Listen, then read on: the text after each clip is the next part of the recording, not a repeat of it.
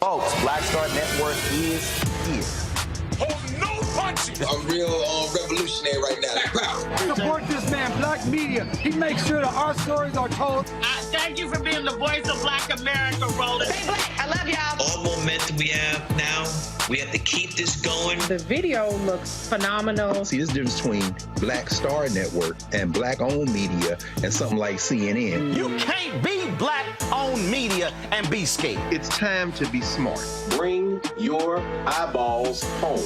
You dig?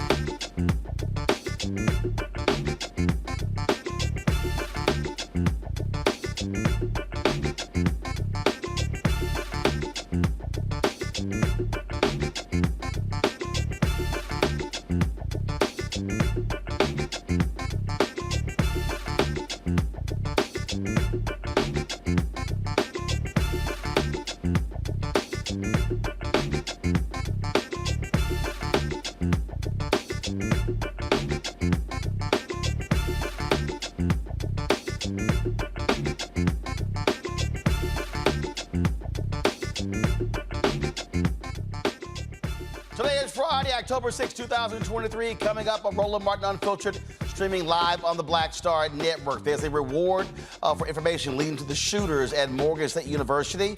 We'll tell you exactly about that when we can. Louisiana, they're battling white Republicans when it comes to the creation of a second Black congressional district. Same thing happened in Alabama. There was a hearing today. We'll tell you exactly what took place. Also, tomorrow is the last day of early voting in Louisiana. Black numbers are not where they should be. And the African-American who is running for governor, Dr. Shawn Wilson, will join us on today's show to talk about his campaign. Also, grassroots voting organizations starting to hit the road all across the country. We'll talk with Melody Campbell, the National Coalition on the Black Civic Participation. They are in Florida. Also, while the overall unemployment rate remains steady, the unemployment rate for Black men increased. For Black women, it dropped. We'll give you the latest on today's job numbers. Folks, it's time to bring the funk. I'm Roland Martin Unfiltered on the Black Star Network. Let's go. He's got it. Whatever the miss, he's on it. Whatever it is, he's got the scoop, the fact, the find. And when it breaks, he's right on time and it's rolling. Best believe he's knowing. Putting it down from sports to news to politics. With entertainment just for kicks, he's rolling. It's on go, go, roll, yeah.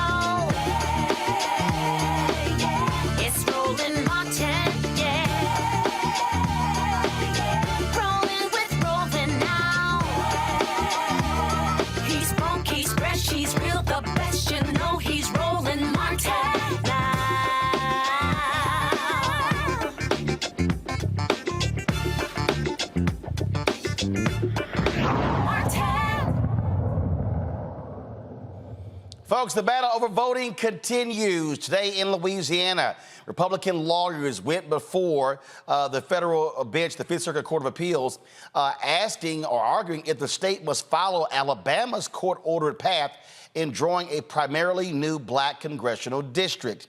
The questioning also was about how quickly they could get this done before the 2024 election. Louisiana is one of many states still battling over congressional districts after the U.S. Supreme Court ruled Alabama violated the Voting Rights Act when its Republican legislature failed to create a second black majority congressional district when it redrew the state's congressional map after the 2020 census. Joining me now is Cliff Albright, co-founder of Black Voters Matter. Cliff, glad to have you on the show. All right, Cliff, here's what is bogus, what is absolutely bogus from these Republicans. Last year, they drew the congressional lines, all right?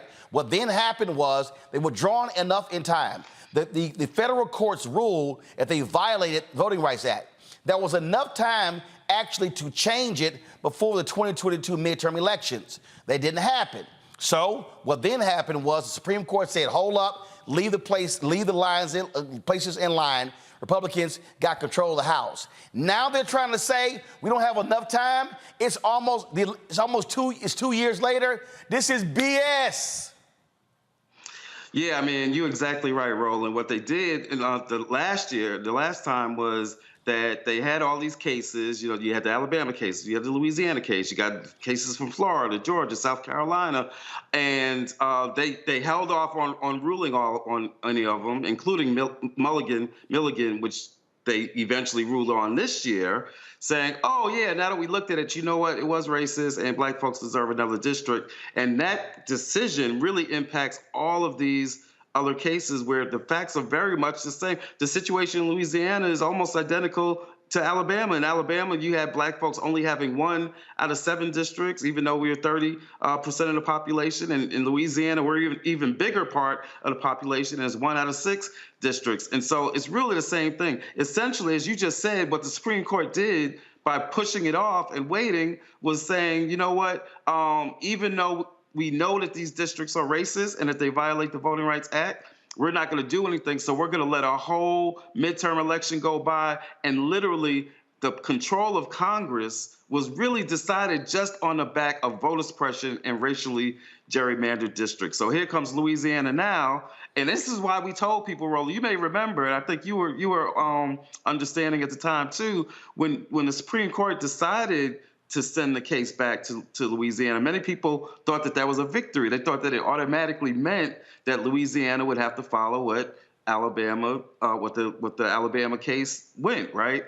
And that would seem to be the common sense interpretation. But in reality, what they did was they sent it back for this question of, oh, do we now have to go through the full process of arguing this case at the appeals court? And so even though you would think that automatically it meant that the Louisiana case would have to go by the lower court and give the extra black district, we knew that there was the possibility for some shenanigans. This circuit, this Fifth Circuit in Louisiana, they're wrong for even entertaining this. They didn't even have to entertain this. They didn't even have to have a hearing about this week. They just could have squashed it and be like, nah, you know, the lower court has spoken, Supreme Court has spoken, you need to do an extra black district. But as soon as they even granted this hearing for them to even argue this, we knew that there was some shenanigans. And this is what our concern was going back to when they first decided that case a couple of months ago. And again, for people who don't understand, the courts ruled in enough time.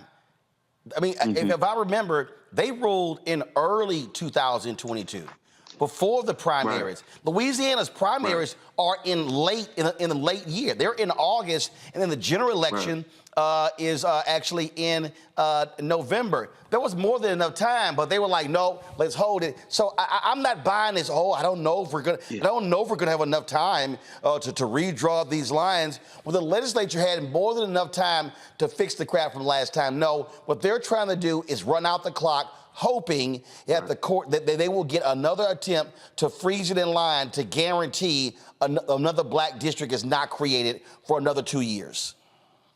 Right, and that hope is really based on concrete experience because that is what often happens. We are often put in a situation where we have districts that we know are racist, that everybody and mama knows is racist, but they go through one cycle using it. Then they go through another cycle using it. And we're in this perpetual situation of, well, where's the justice, right? Justice delayed is, in fact, sometimes justice denied. And so that's what they're trying to do. In fact, they look like they got called out a little bit by this appeals court because they were basically, like you're saying, they were saying, oh, we want to have the full case relitigated. We want to have a full hearing, right? It's that important. But then when they're asked, well, how soon could this take and how much time? Then they start going, oh, well, I think, we could have the case actually be argued like sometime next year. And the judges tell them, well, you can't have your cake and eat it too. You can't act like this is urgent and then be like, oh, but we're cool waiting. We're cool waiting another 6 or 7 months before we actually get a hearing. So, yes, you are absolutely right. This is all a part of the games that they're playing. They're playing a game in Alabama. They're playing games in Louisiana. They're playing games in Florida. They're playing games in South Carolina. But the reason that they're playing these games, we got to be clear, is because these games have succeeded in the past, and we found ourselves arguing a righteous case, a legal case, a case that would ultimately be proven to be on our side. But in the meantime, we've lost power. We've gone through 1 cycle, 2 cycles, 3 cycles with bogus, racist districts, and that's what Louisiana is betting on right now. They're playing games. But what gets me for the Fifth Circuit, why is there a need for a full trial? This already went through a full trial. Right. Exactly. It's already gone through a full trial at the district level, the first court level, and they were told it's racist, do another district. The same way that Alabama was told it's racist, do another black district. The Supreme Court has spoken on it in the Alabama Milligan case. It's racist, give them another district. And so there's no need to have a full hearing on this. The only reason you'd even be trying to get a full hearing if all you're trying to do is run out the clock, or just waiting and hoping that maybe you could just stretch it out and get it back to the Supreme Court, and that maybe they'll flip again, right? That maybe they'll actually do this time what everybody thought they were going to do with the Milligan case in Alabama. And so either way, they're playing games, and we do not need to have another full trial on something that's already been litigated. And that is quite clear. I mean, even common sense tells you how you got 33% of the population and we got 1 out of 6 seats. That means 33% of the population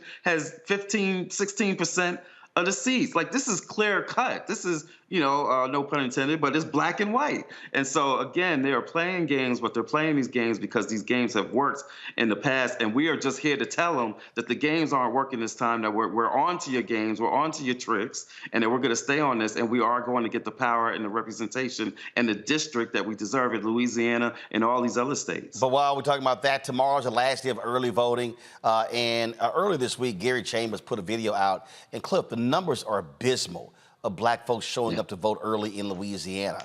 I mean, it's crazy. Yeah.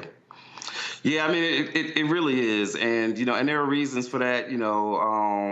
Some of it deals with the voter suppression that we see in the state. Some of it just deals with the lack of resources out there that's out there in order to mobilize our voters. We know that our dear friends at the Power Coalition, which is one of the plaintiffs in this legal case, right? Which, again, is part of the reason why they do this. They do these tricks because they know that anytime it takes our time to have to litigate this, to have to sue them, right, to have to explain stuff to our voters, that's less time we have to actually mobilize and get our folks to turn out. So there are lots of reasons for it, including the lack of resources that's in the state. I've been singing this tune all year long. Look, Roland, we got 3 gubernatorial races in the South this year.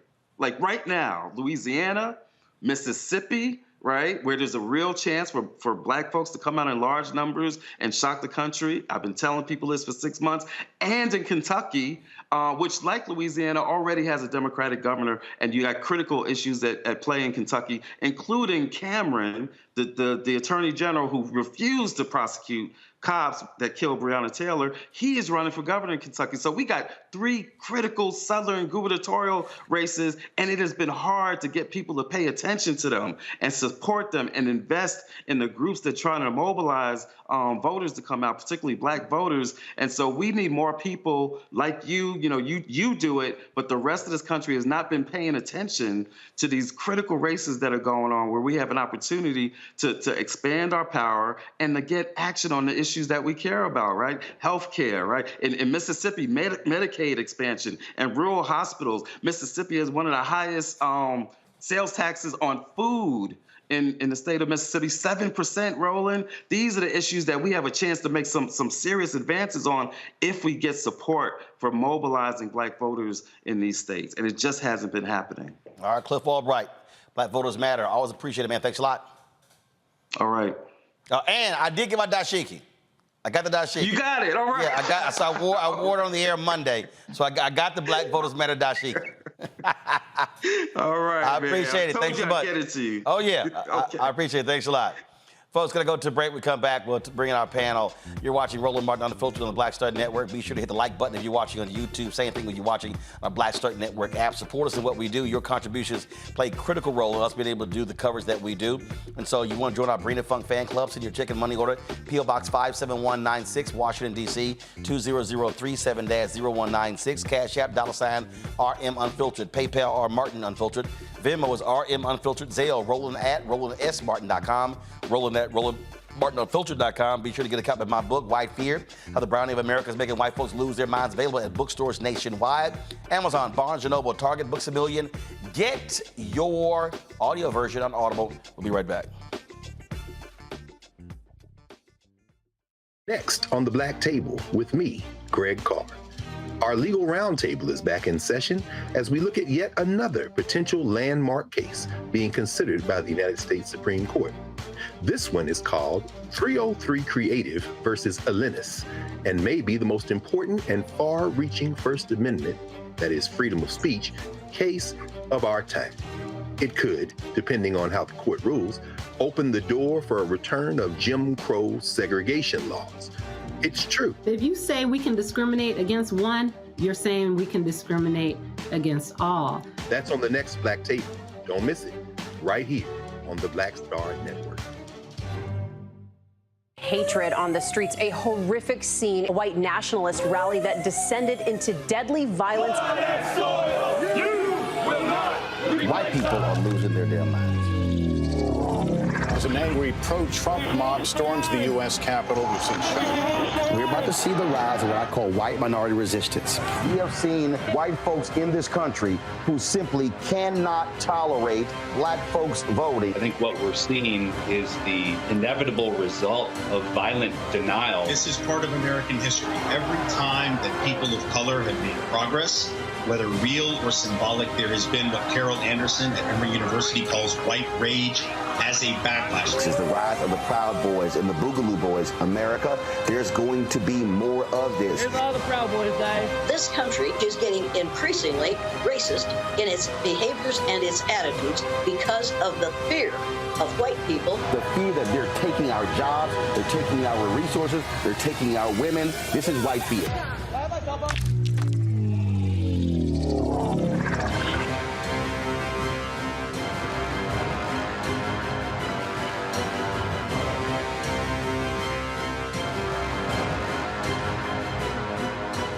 What's up? It's Sammy Roman. Hey, it's John Murray, the executive producer of the new Sherry Shepherd Talk Show. It's me, Sherry Shepherd, and you know what you're watching, Roland Martin Unfiltered.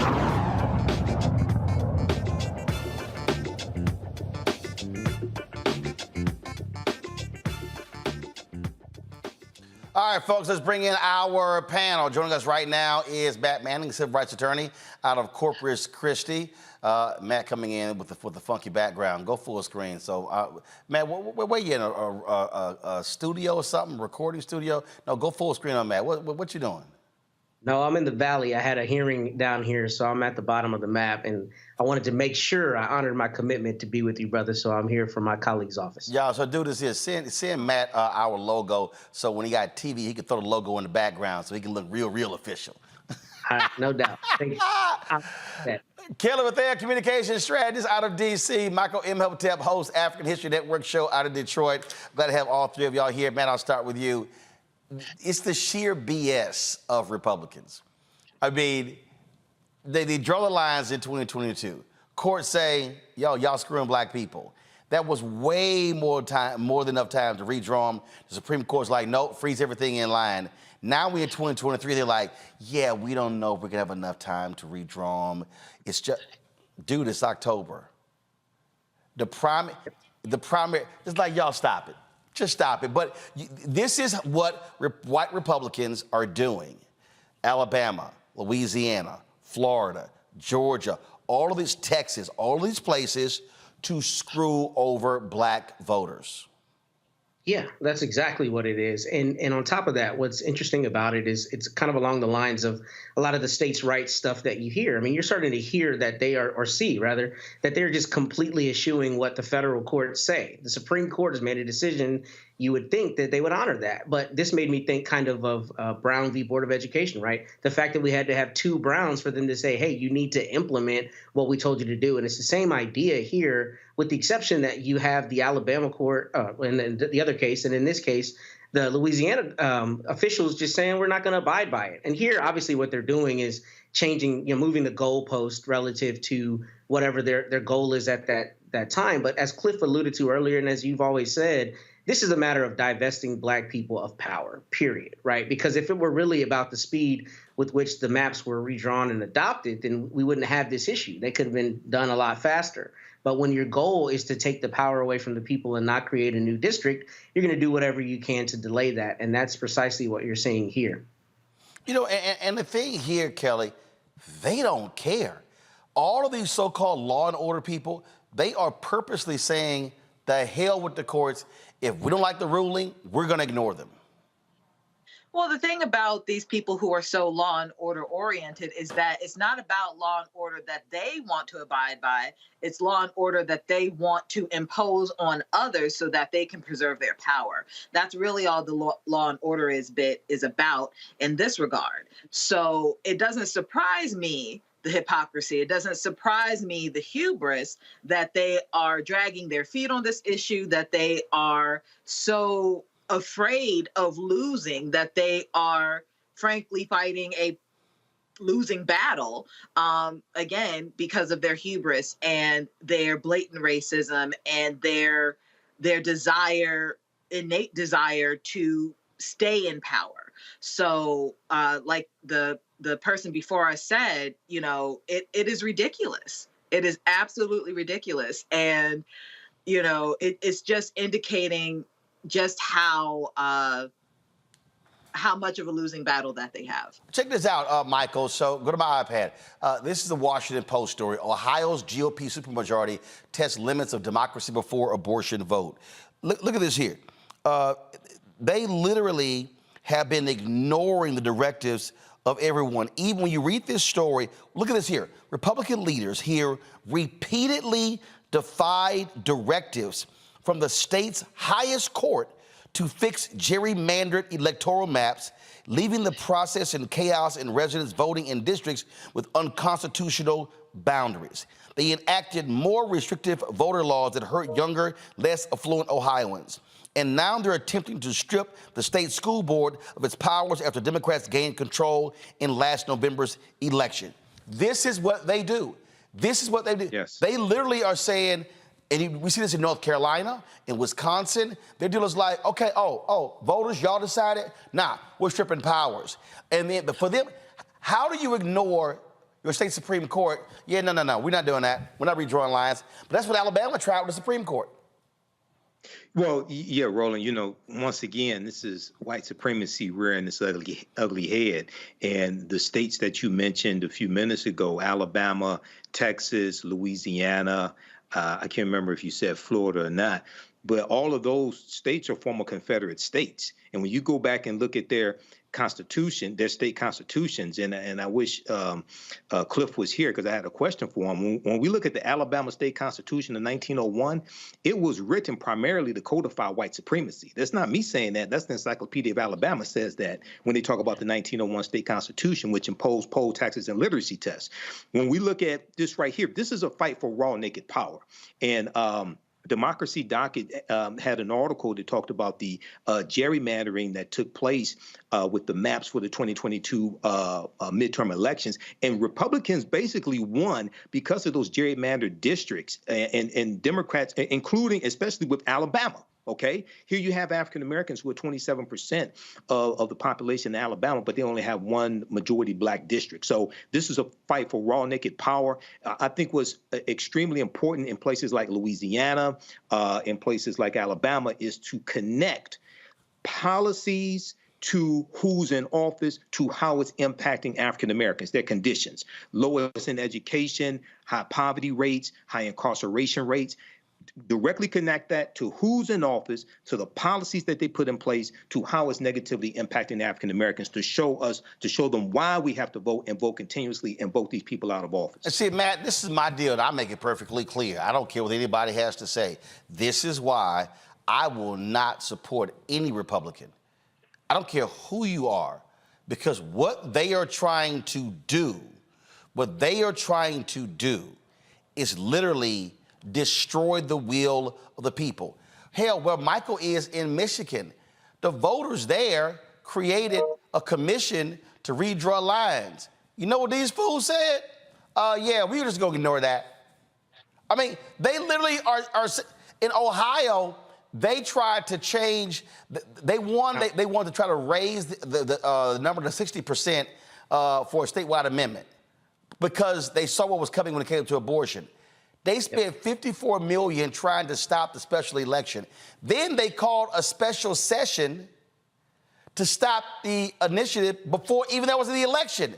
These people will do anything to thwart democracy. And what pisses me off, what's pissing me off in Louisiana, is we're not voting, so therefore we're making it easier for them to do what they do. And I see you change your background. Go ahead. Yeah, I'm gonna change it again to do a logo, but I got you. But in any event, you're exactly right. And again, it's a matter of moving goalposts, and beyond just moving goalposts. What's particularly problematic is, they're a lot of times the ones who try to quote, the will of the people. If you look in Ohio, if I remember correctly, they had an election and the people denied, or rather shot down, that constitutional amendment they sought. So, at some point you have to live by the edicts that you're calling on your own. And I think that this is really indicative of this crisis in representative democracy that we see. We see politicians who are making decisions that are expeditious for them and their political careers, and not particularly for their constituents, nor for the will of the good, if you will, the good of the people. So that doesn't surprise me. And I think it's really an astute point to mention that you can't support any Republican, because the Republican Party these days is eating itself alive and is getting further and further out into the extremes. And you have no credibility if you continue to carry that GOP banner, watching the direct assaults on democracy and freedom that their party is espousing these days. The thing here that is crazy to me, Kelly and then Michael, is that, again, when you look at what's happening, Republicans in North Carolina are trying to pass a bill that will exempt them from making any of their records and their staff public. Now, it applies to everybody else in the state, but not the Republican legislature. Kelly? When you have a situation in which you are losing, I don't know anybody who knows they are losing who still plays by those rules. They will do anything they possibly can to make the game in their favor and hope out for a win. The same principle applies here. It is not that Republicans don't know what the rules are. It is not even that Republicans weren't in the room when the rules were made. The problem is they are losing. because they have siloed themselves into this very narrow path of white supremacy, of racism, of bigotry, of elitism, of superiority, that they have shrunk themselves in their ideology to the point where they can't branch out for fear of them, again, losing. So what do? You change the rules of the game, or frankly, like you just said in North Carolina, ignore the rules of the game. It doesn't apply to me because I'm losing. What does it matter? So again, like I said before, nothing here surprises me. It's just a matter of, what are Democrats going to do about it? What are progressives going to do about it? When we have the rule book, when we know what they're going to do, when we have a history of what they have done, what are we going to do in terms of leveraging this information to make sure that Republicans don't repeat a win by way of cheating? Go to my iPad, Michael. This is from, again, the Washington Post article. Though voters in 2015 and 2018 approved constitutional amendments designed to make the process of drawing districts for both the legislature and Congress more fair, the 2001 redistricting committee process erupted in chaos when the GOP-led redistricting commission repeatedly pressed forward with state legislative maps found to be unconstitutional by the state Supreme Court. They don't care. They don't give a damn. These people have to be stopped. Absolutely. They have to be stopped in the North. They have to be stopped in the South. They have to be stopped out West. They have to be stopped in the East. White supremacy is white supremacy. I don't care where it is geographically. And then when I was looking at the article from National Public Radio dealing with North Carolina legislatures criticized for exempting itself from public records law, it seems like they think some type of lawsuit or investigation may be coming. And they're trying to protect themselves from this, the North Carolina state legislature. So this is why, people have to understand that politics is the legal distribution of scarce wealth, power, and resources, and impacts every aspect of our lives. And, the conversation you had talking about Gary Chambers, conversation you had with Cliff Albright, the reason why many of our people don't fight back is because many of our people, unfortunately, don't think that we're fighting for. Okay, when you've been dehumanized, when you listen to music that calls you an N-word and B's and H's, things like this, you will internalize that and think that you don't deserve anything better. So we have to understand that these people work for us. We have the ability to fire them. We deserve better. Okay, and we have to continue fighting until we win. Last point, folks. Go to my iPad again. So this is what Republicans did in Ohio, and I'm trying to tell you. This is Ohio, this is Texas, this is Florida, this is all across this country. In 2001, GOP leaders passed a law making appellate and Supreme Court races partisan for the first time in more than a century. Guess what happened? Those Republicans took control of the state Supreme Court. They threw out lawsuits challenging those state lines. Well, guess what? Now you have a former Supreme Court Chief Justice in Ohio, Maureen O'Connor. She's now leading an effort to put a constitutional amendment on the ballot in 2024 requiring a citizen-led commission to draw future maps. They're going to do everything they can to stop all of this. And so we have to understand how to use our power. Speaking of that, about to go to break. We come back. We're going to talk to the brother who's running for governor of Louisiana. He needs resources. He needs votes to be able to win. Louisiana's Democratic governor right now. If the same folk who vote for John Bel Edwards vote for my next guest, he's governor.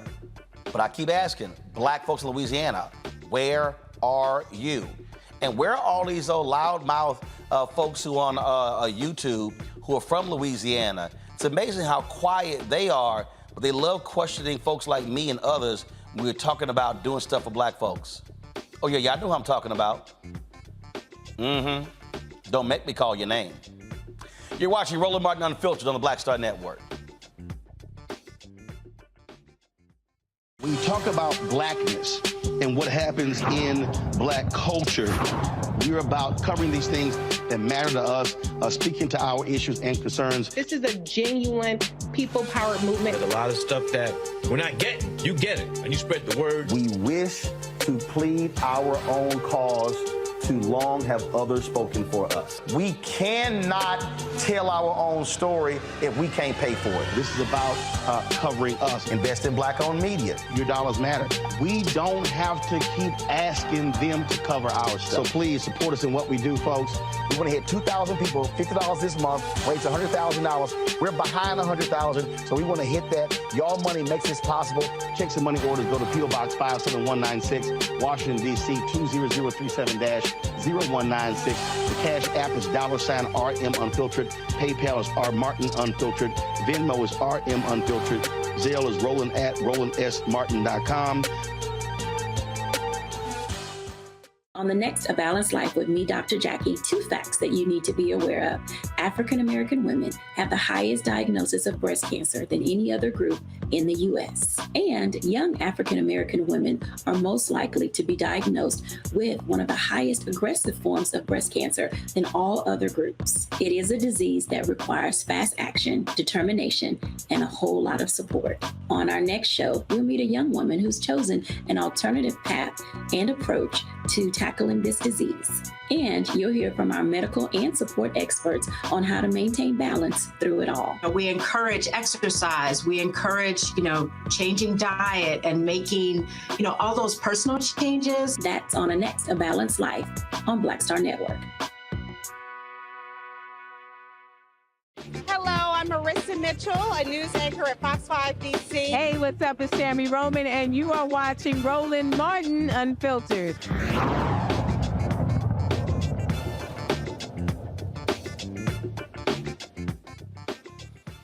Folks, Louisiana has a election taking place in a little more than a week.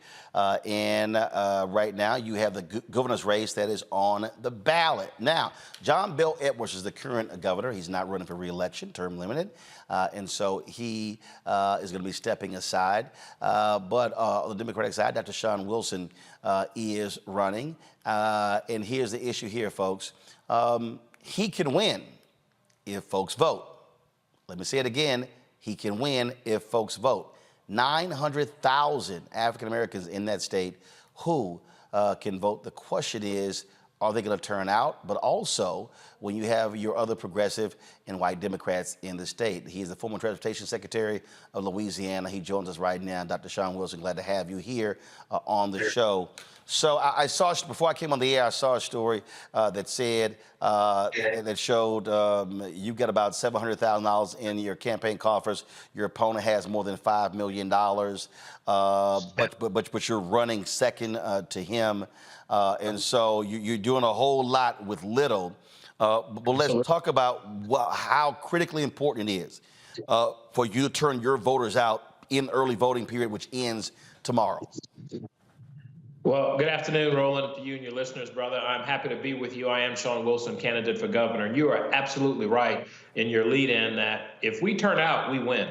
We've got 32% African Americans. That's 900,000 votes here in the state of Louisiana. And as it stands today in early voting, after 6 days of early voting, we are 10 to 12% less than where we were in 2019. And if our voters show up, we absolutely win. And I think you hit a highlight that says we are right on message, we are right on our approach, and we're right on the experience as the best qualified candidate in the field of 15 candidates. I am running number 2. And I am number 4 or 5 in terms of funding because we have not had the resources that others have had. My leading opponent, Jeff Landry, has been Attorney General for the last 7.5 years. He's been absent for his responsibilities in terms of being the chief law enforcement officer of our state. And he's been campaigning for those 7.5 years. So he started this race with about $10 to $12 million.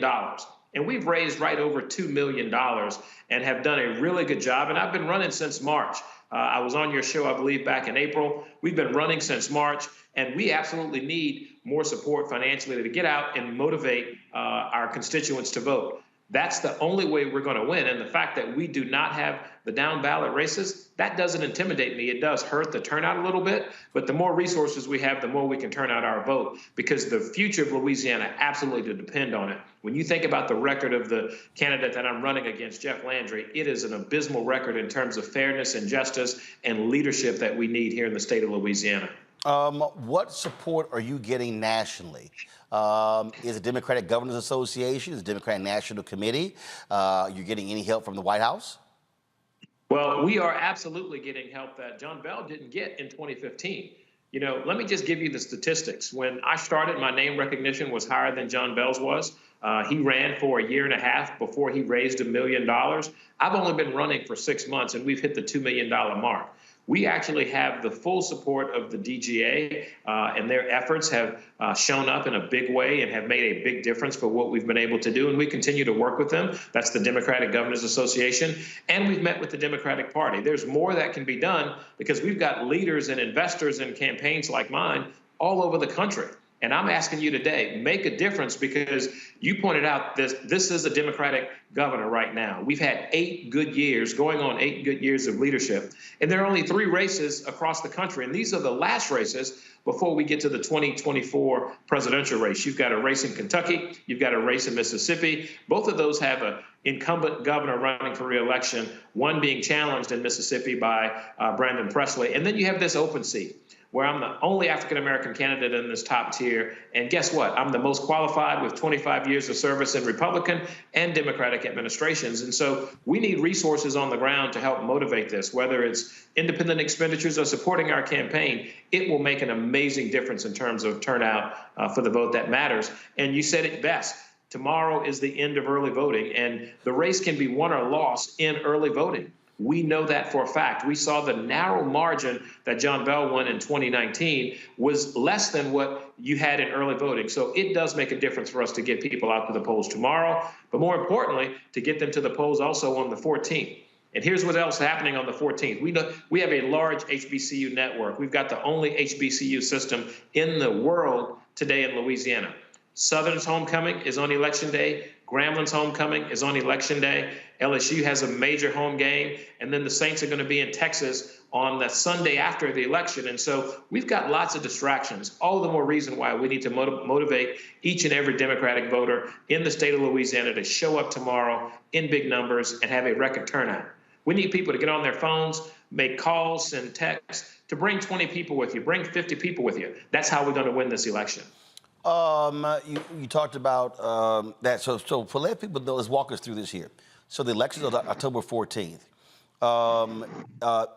Does the winner have to get 50 plus 1? And if that doesn't happen, is there a runoff? Yes, we have what's called the jungle primary, where the top 2 vote getters actually advance to a runoff. And here in Louisiana, the numbers are in our favor. We've got 6 candidates in the race. Jeff Landry has avoided debates. He has ducked and dodged the conversation. The day he qualified, he went out the side door or the back door to not talk to the press. Here's what's most embarrassing for Louisiana.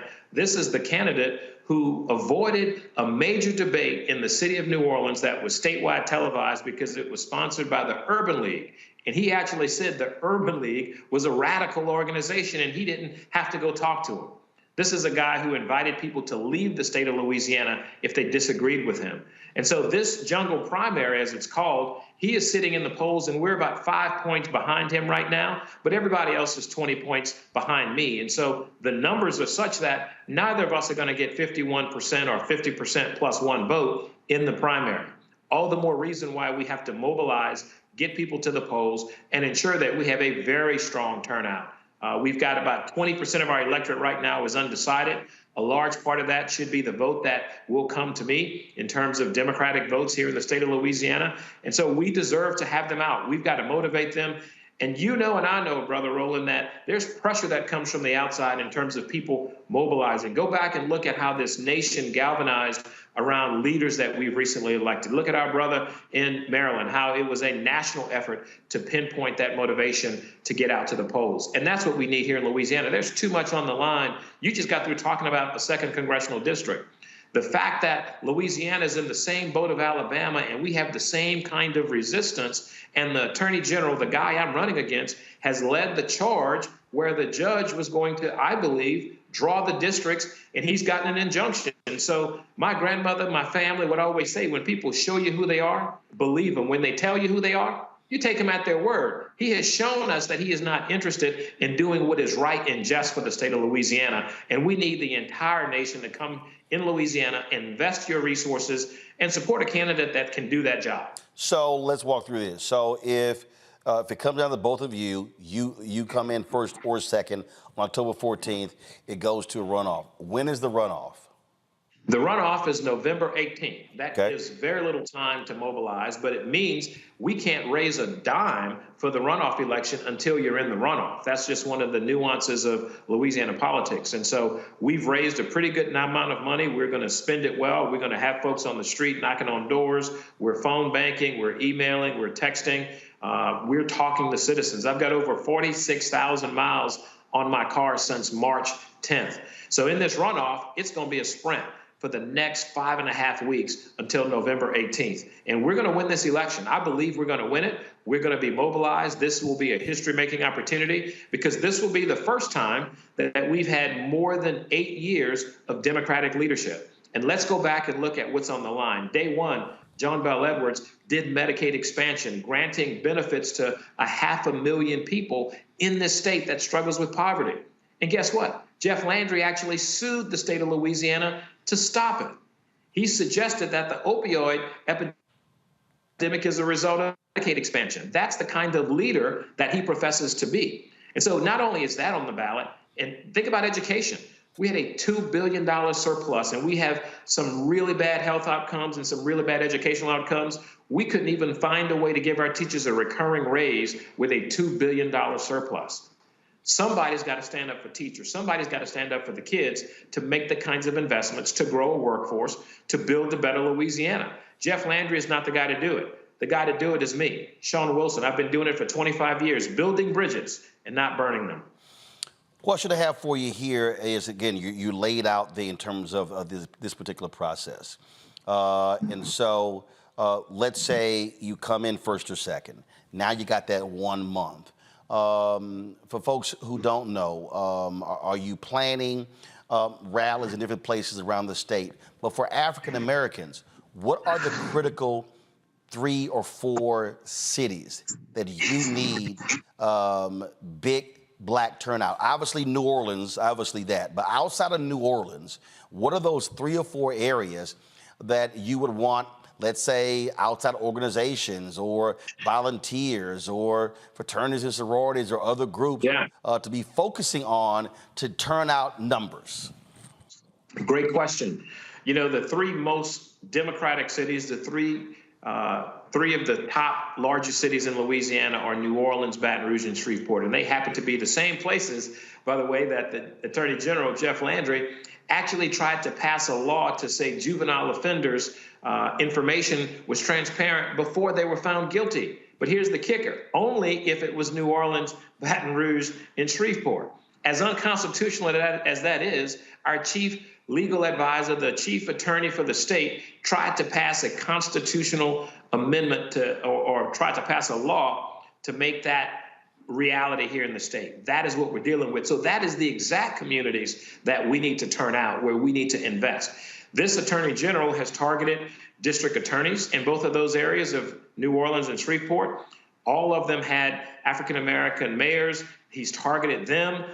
He has not worked well with those communities that are representative of the base of audience that we have here, or the largest concentration of the Divine Nine.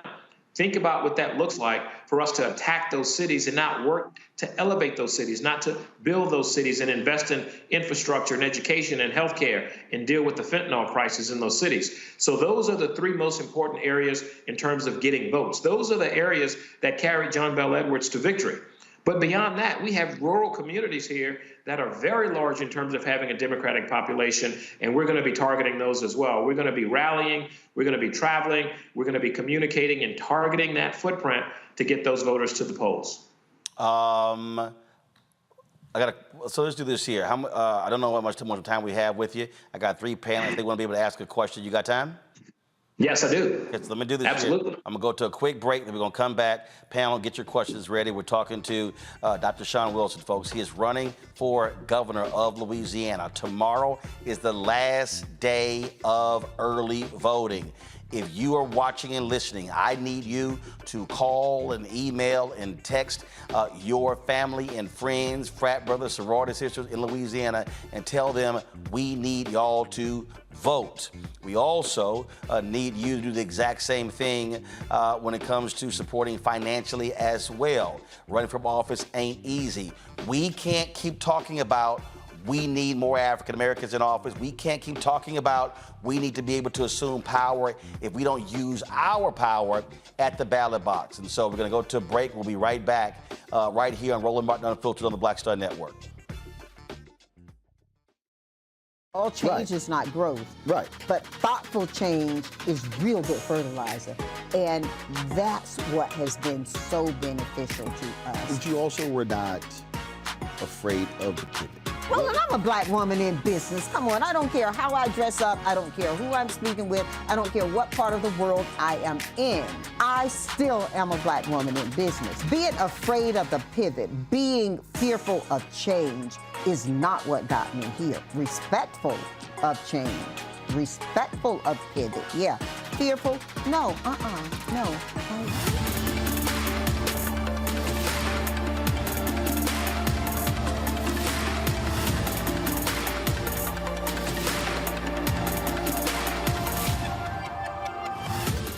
On the next Get Wealthy with me, Deborah Owens, America's Wealth Coach, we talk about the principles of mindset, strategy, and execution. This week, we're adding a fourth, faith. You're going to hear from a mother and daughter duo who are helping thousands of black women build wealth, all through their faith. You are more than you can ever imagine. Not just obtaining things to show that, but seeing yourself. Making your faith work for you. That's right here on Get Wealthy, only on Black Star Network.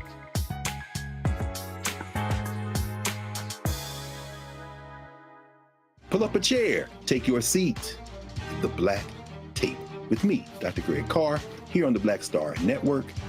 Every week, we'll take a deeper dive into the world we're living in. Join the conversation only on the Black Star Network. Hey, what's up? Geek Theory in the place to be. Got Kicked Out Your Mama's University, creator and executive producer of Fat Tuesdays, an air hip-hop comedy. But right now, I'm rolling with Roland Martin, unfiltered, uncut, unplugged, and undamn believable. You hear me?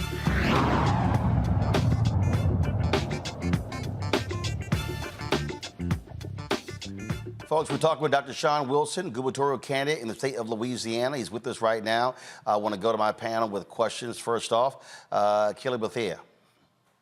Sure. Thank you, Dr. Wilson. I was reading your blurb on NOLA.com, and you mentioned how, as well as in this segment, how there's almost 1 million voters that you can tap into.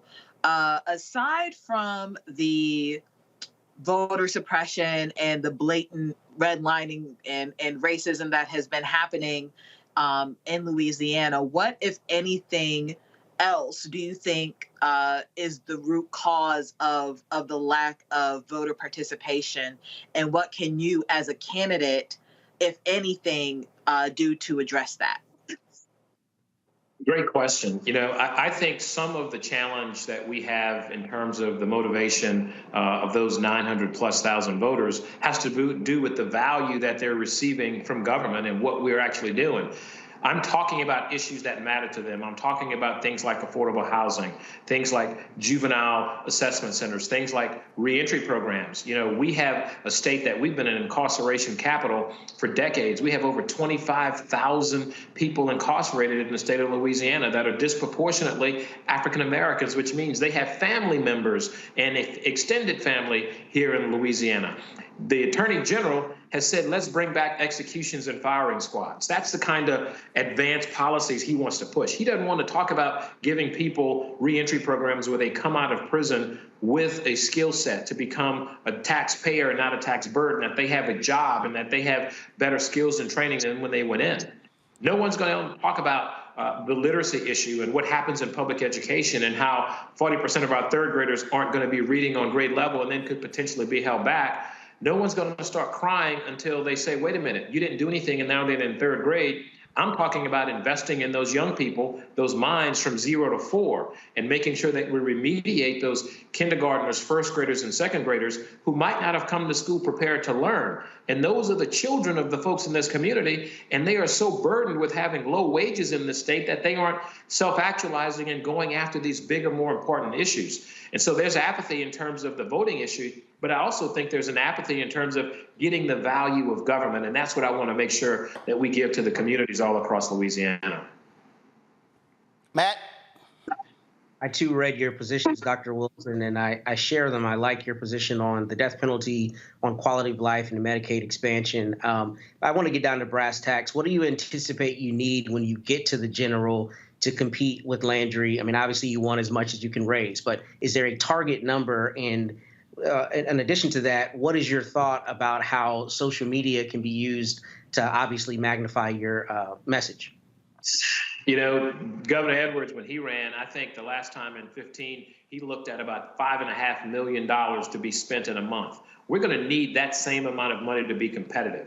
The difference between me and that other guy, not only is it policy and experience and my level of competence, but it's also the fact that he's been in the public space for 8 years. And so we have to spend extra money to build up name recognition and be out there, because I had my head down doing the job, getting things done, building infrastructure, growing business, creating jobs, making life safer. So we need to target somewhere between $4 and $6 million between October 15th and November 17th. And we're going to have to leave it all out on the field. That's how we're going to have to do it. And here's where social media comes in. Here's where these opportunities come in. Campaigns have become so targeted, so directed, and you get to live somewhat in the vacuum. And if we can, in that social media space, educate people that this is really an issue. We send a whole lot of text going on. We have a whole lot of group messages. We have a whole lot of social media posts about things that are all nice and fun and good, but it doesn't have anything to do with making us safer, making our communities healthier and smarter, and creating wealth in our neighborhoods and in our state. And so I need everybody on social media to galvanize, to talk about these issues, to hold this other guy accountable for these really arcane, extreme positions. This is an attorney general who has joined with 12 other attorneys general across the states of these United States to track where mothers and children go for health care outside of Louisiana. What on earth does that have to do with anything in terms of what a governor has to do? We're banning library books. We're holding faculty accountable and threatening tenure and free speech. These are things that are on the line, and unless we stop it here, it's going to permeate. We've seen what happens in other states where we just go unchecked and we allow these things to go on. We don't need that in Louisiana. We are better than that in terms of embracing environments, embracing diversity, and building a community and having a welcoming environment. That is what we need to perpetuate. And that's where social media can hold these guys accountable for these really bad policies, but also support really good policies and make an investment. And by the way, your listeners can visit us at wilson4la.com. That's WILSONFORLA.com. You can sign up to volunteer, to donate. You can also learn about policies and issues, and we are found at that same handle on all social media platforms. So this is an opportunity to engage from wherever you are to make a difference in Louisiana. Michael. Dr. Wilson, I know we've been talking about the low voter turnout among African Americans in early voting. In the previous segment with Cliff Albright, we spoke about that as well. What do you attribute the voter apathy when it comes to African Americans? What do you attribute that to? And then also, how do you connect policy to what it is, to the top 2 or 3 issues that African Americans say that they want? How do you connect policy to that, to show them the connection between policy and conditions? So the apathy, Brother Hotep, I believe, has been, Imhotep, has been the fact that folks might not see the value of what a governor can do. The fact that the governor vetoed legislation that eliminated that 2nd congressional district in Louisiana, that he eliminated over 317 bills that were really bad policy for people and that they did not become law. And so that apathy has to do with people not appreciating the defensive position that you have to be in sometimes, and not necessarily the offensive opportunity you have to get things done. In terms of policy and what can happen, think about what happens when you have over 60% of our population depending on Medicare and Medicaid, and you lose that Medicaid opportunity. Think about what happens in a state where young people, particularly people from Black and brown communities, have disproportionate outcomes of illiteracy or disproportionate health outcomes, and we lose the opportunity to make the kinds of curriculum investments and public schools investments that will be necessary so that they can grow and develop their minds to be competent working adults in this country. Think about what happens when you build infrastructure and the choices that you make. Those are policies that I will present. I can go back to my tenure as Secretary of Transportation, where we increased the diverse business enterprise participation, not from 7% to 8%, but we went to 16%, creating wealth in communities that are representative of the communities where those projects were. That is progress. And those are the things I think that citizens sometimes disconnect with in terms of policies. Think about criminal justice reform. We just made some phenomenal reforms back in 2017. We have yet to fully implement them. And all of a sudden, the discussion is rolling them back, increasing the number of people that we're going to put in jail, particularly nonviolent offenders that might have 15, 20 years. We've just done away with unanimous jury. And so where will we stop the rollback? Those are the issues from a policy perspective that our constituents have to think about, because their vote actually impacts those things. Your vote will ensure that you have some normalcy and not have extreme policies that are going to do more damage than good in your neighborhood, in your community, in your home. These are issues that we absolutely have to address. All right. Thank you. Again, Dr. Shawn Wilson, tell folks where they can go to get more information on your campaign. Absolutely. You can visit us online at wilson4la.com. That's WILSON4LA.com. You can visit us on X or Twitter. You can visit us on Facebook and Instagram at that same handle, Wilson4LA.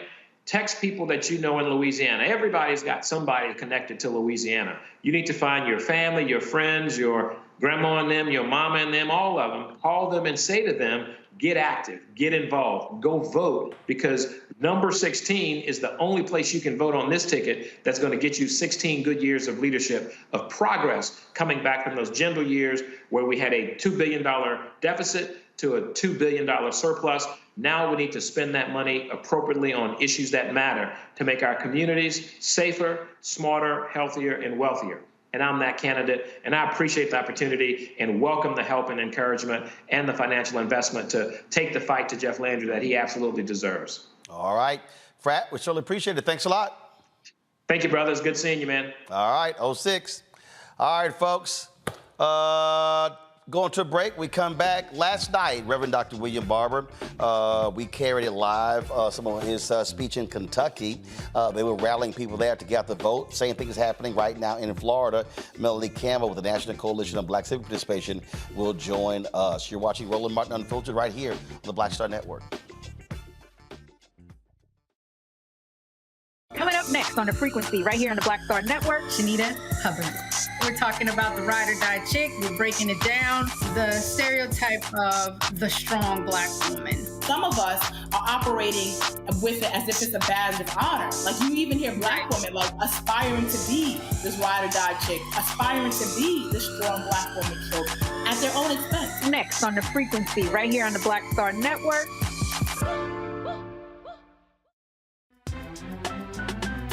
I'm Faraji Muhammad, live from LA.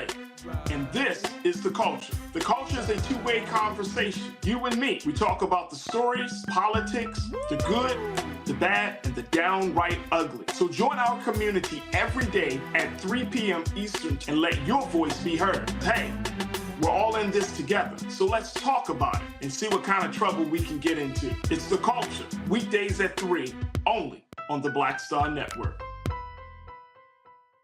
When you talk about blackness and what happens in Black culture, we're about covering these things that matter to us, speaking to our issues and concerns. This is a genuine people-powered movement. There's a lot of stuff that we're not getting. You get it, and you spread the word. We wish to plead our own cause too long have others spoken for us. We cannot tell our own story if we can't pay for it. This is about covering us. Invest in black-owned media. Your dollars matter. We don't have to keep asking them to cover our stuff. So please support us in what we do, folks. We want to hit 2,000 people, $50 this month, raise $100,000. We're behind 100,000, so we want to hit that. Y'all money makes this possible. Checks and money orders go to P.O. Box 57196, Washington, D.C. 20037-0196. The Cash App is $RM Unfiltered. PayPal is R Martin Unfiltered. Venmo is RM Unfiltered. Zelle is Roland at RolandSMartin.com. Marissa Mitchell, a news anchor at Fox 5 DC. Hey, what's up? It's Tammy Roman, and you are watching Roland Martin Unfiltered.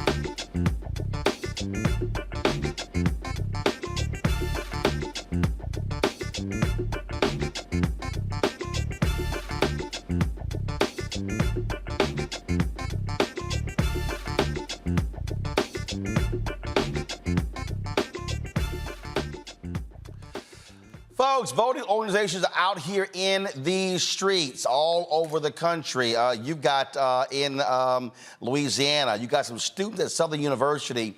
They're doing all they can to get the vote out. Check out this video that they put out on the Southern University's website.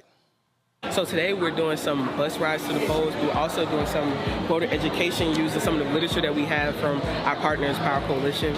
We want to make sure that students are aware that the election for the governor's race, as well as legislative seats, DESE, and other seats, it's on an important day for us, our homecoming. We want to make sure that voter suppression is eliminated. So we want to make sure that we secure our vote by voting early.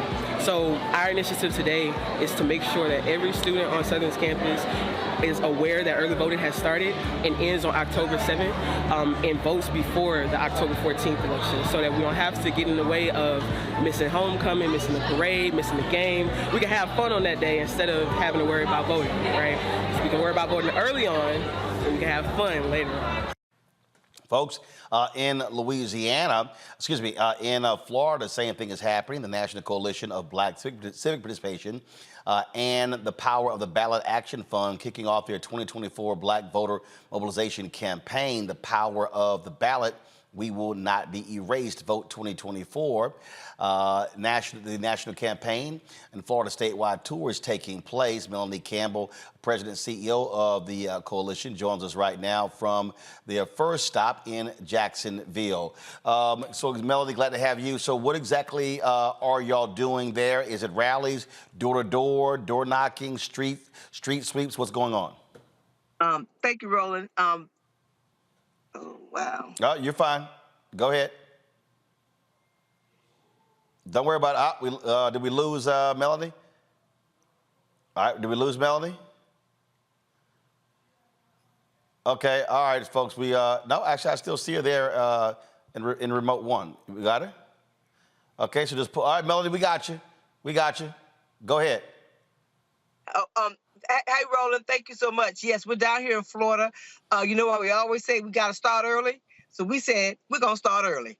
And so we're starting in Florida to get ready for 2024 and also make sure that we're lifting up the critical issues that are impacting us. When you talk about the impact when it comes to rights and freedoms and attacks on everything, I call it a tsunami of attacks from voting rights to reproductive rights to diversity and inclusion, to Black history, to public schools, to workers' rights. And this is my home state where I grew up. And so one of the things we said we wanted to do was make sure we started early. And part of that is really, we started, Roland, we didn't start with a press conference. We started knocking on doors right there in Jacksonville, Florida, where we started knocking on doors this evening, talking to folks, leaving information, because there are some local races across the state. And the other thing that folks said, don't just come for a rally and leave. And so we built through our state affiliate with Solange Benton as our leader here with the Florida Coalition on Black Civic Participation. She's working with coalitions that all across the state and not reinventing a wheel. So and then we also have national partners that we're marrying the two. State leaders and national leaders working together to build a coalition focus on just what we say, power of the ballot, and how we have to protect those rights, in many cases regain those rights, and also sustain them. And so that's what we're doing. And so we're starting in Jacksonville this weekend. Next weekend, we're going to Daytona and Central Florida. And then the following weekend, we'll be down in South Florida. And then we're closing out in Tallahassee. And we're working with a lot of local grassroots organizations and leaders. And there's an HBCU component, Roland. So we're Edward Waters College, Bethune-Cookman, Edward Waters University now, tomorrow. Next week, we'll be at Bethune-Cookman Homecoming. The following weekend, we'll be at Florida Memorial and then FAMU. But we're also in community where we're doing work. And so we're doing listening sessions. We have a piece, Roland, with focus on Black men.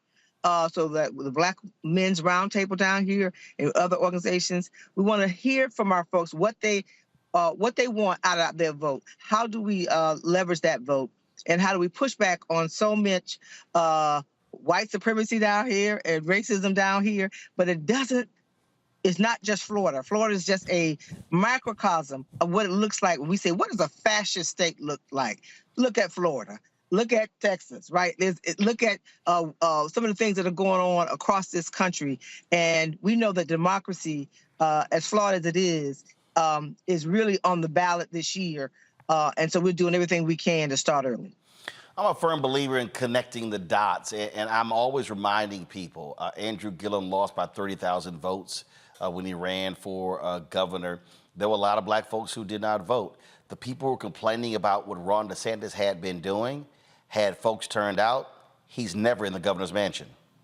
Right. That's a fact. And by working with grassroots groups who do this, who are working year round, and working with a lot of young organizers and leaders, dream defenders, and others like that. And we're asking everybody that wants to work together.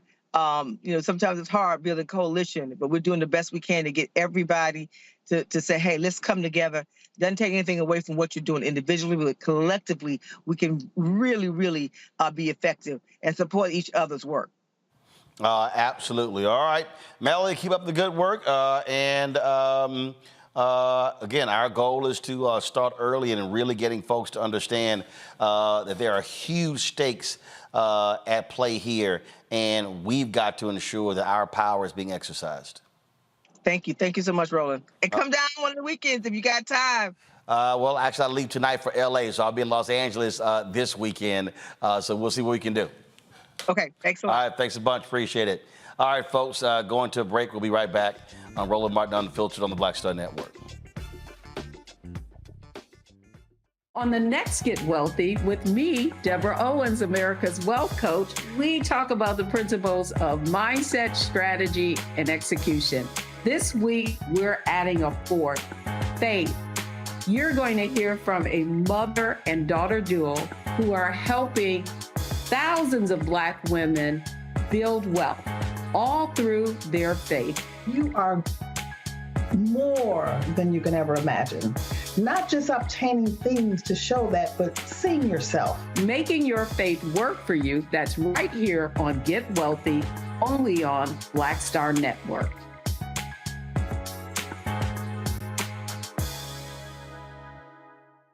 Hatred on the streets, a horrific scene, a white nationalist rally that descended into deadly violence. You will not White people are losing their damn minds. As an angry pro-Trump mob storms the U.S. Capitol, we've seen shooting. We're about to see the rise of what I call white minority resistance. We have seen white folks in this country who simply cannot tolerate black folks voting. I think what we're seeing is the inevitable result of violent denial. This is part of American history. Every time that people of color have made progress, whether real or symbolic, there has been what Carol Anderson at Emory University calls white rage as a backlash. This is the rise of the Proud Boys and the Boogaloo Boys. America, there's going to be more of this. Here's all the Proud Boys, guys. This country is getting increasingly racist in its behaviors and its attitudes because of the fear of white people. The fear that they're taking our jobs, they're taking our resources, they're taking our women. This is white fear.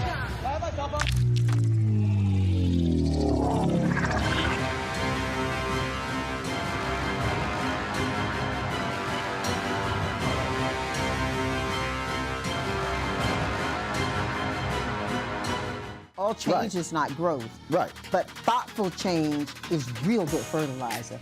And that's what has been so beneficial to us. But you also were not afraid of the pivot. Well, and I'm a black woman in business. Come on, I don't care how I dress up. I don't care who I'm speaking with. I don't care what part of the world I am in. I still am a black woman in business. Being afraid of the pivot, being fearful of change is not what got me here. Respectful of change, respectful of pivot, yeah. Fearful, no, no.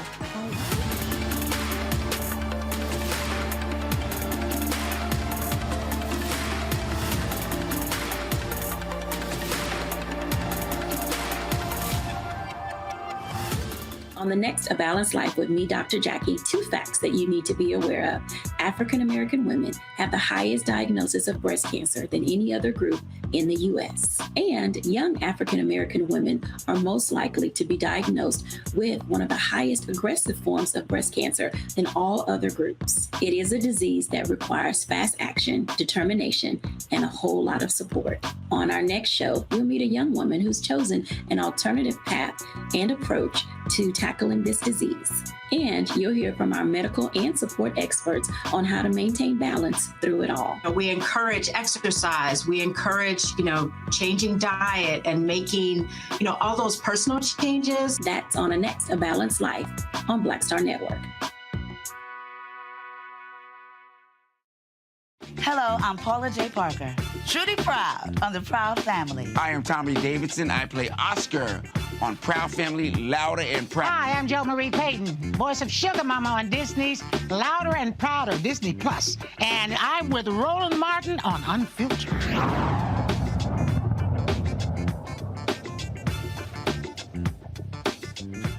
September's job report saw some gains while the overall unemployment rate remained steady. 336,000 jobs were added. Unemployment did not see a change from August, a slight increase. But the reality is this was still held as good news. Even the folks at Fox Business were like, oh my God, a blockbuster report. The overall unemployment rate for African Americans rose a bit, but the rate for black men increased as the rate for black women fell. Joining us right now to break down all of these numbers is Morgan Harper from the American Economic Liberties Project. Morgan, glad to have you here on Roland Martin Unfiltered. So it is quite interesting to seeing the folks who normally are trashing President Biden, Vice President Kamala Harris, just be disappointed every month because they're waiting for a bad jobs report, and they actually haven't been able to get that for quite some time. Yeah, I think that's right. And today, when we see that expectations of job creation more than doubled where a lot of economists are, and as I'm sure you know, economists are not optimistic people. So for that rate to be doubled, that is quite a feat, and hard for anyone to deny that, we must be seeing the economy the overall numbers to still be pretty strong for the economy. And unemployment being, low, staying steady, though, I'm glad that you're noting, of course, as we're accustomed to seeing, a bit of a disparity between Black unemployment and the overall number. but still staying steady and relatively low. And this type of level of low unemployment, under 4% for the overall number, we haven't seen, the New York Times reporting since the late 1960s. So very, very unusual time right now that we're living in some ways good, but I think overall folks don't have a clear sense of where we're headed and what exactly, is driving a lot of consumer sentiment that the economy isn't strong. Again, first of all, they just losing their minds. But what about all of these damn economists who were yelling and screaming, recession, recession, recession? I mean, I swear, and the reason I'm saying that is because when I look at a lot of this polling data, and I see people talking about, oh my God, how things are so awful, I absolutely believe, okay, and I'm not ignoring people who are facing issues. I'm not ignoring inflation, but I'm also acknowledging that inflation also was driven by corporate greed. But what's crazy to me is I think when you have all these people who think that the world is falling, it's because that's all they heard every day on mainstream media. And even when there was good news, it was portrayed as, but around the corner, it's falling apart. Yeah, for sure. I mean, I think there are certainly a lot of people that want the president to fail, and they want people to think that the economic policy decisions, of which, there have been a lot of good ones that have been part of Bidenomics as they're billing it, that are not having any impact, and they are. But I do think it's important to note that there's some indicators that we need to keep watching. So the fact that we have now hit a record level of credit card debt. We're also seeing very high levels of auto loan debt among Americans. That's something to pay attention to, especially as interest rates have been increasing. And yeah, I mean, I agree with you. I think the media coverage drives it, but I do think also that there is this idea that somehow the economy is not fair. And so when you ask people a straight up question, how do you feel about where you are and where you're headed? Then I think if folks overall are a little bit discontented about the future, then that might be driving some of their responses as well. Questions from the panel. Matt, you're first. Yeah, so my question, Morgan, is the numbers, how do they represent the gig economy, and to what extent is that still playing into the numbers? And I ask specifically because obviously we know a lot of people are still engaged in Uber, Lyfts, other things, I guess that would be subsumed in the gig economy, and I'm interested in how that factors into this jobs report. Yeah, so I think that you're raising a good point that this isn't fully comprehensive data, and for a lot of people that's not going to be full-time employee, they're not on payroll, and that's really what drives a lot of these unemployment numbers. And I think that is getting to what Roland and I were just talking about. If your lifestyle to earn money is that you're hopping through a few different types of jobs, you're doing Uber, you might have some kind of job that involves you going into a physical workplace, retail plus Uber, then when you get asked, how are you feeling about things, you might exactly say, it's like, I'm not feeling great. I'm seeing Uber taking upwards of 50% of every ride that I'm doing for themselves, and I get none of it. I'm starting to see, I don't know if you all too, people with their Uber drivers are posting screenshots of the receipts from the driver where they're seeing how much of their money is not going to that person that they just had a great conversation with, that made sure they got home safely at night. It's going directly to the pockets of Uber shareholders. So yeah, I think it's a great question, important to point out some of these distinctions and how a lot of this data is not fully capture the economic experience of a lot of Americans right now, especially those earning the lowest incomes. Michael. Hello, Morgan. When we look at this jobs report, overall is good. It was stunning. You have people rooting against America, hoping for a bad jobs report. But we do see that the unemployment rate for African-American men did tick up a little bit. What do you attribute that to, and what do you think can be done to address that issue? Yeah, I mean, it's somewhat hard to identify exactly what the cause of that might be. I'll speak to, I live in Columbus, Ohio, and just the other day I was driving around and seeing that, construction, because there's always a lot of construction going on in Columbus, Ohio, but you don't see a lot of Black men in construction jobs. And so when we say that we're excited, we're getting back to manufacturing, we're having better industrial policy for the U.S., but we aren't having those types of jobs hitting our community, and especially the men in our community, that's a problem because, as we're looking at EV and all of these things, these are jobs of the future in the clean energy sector.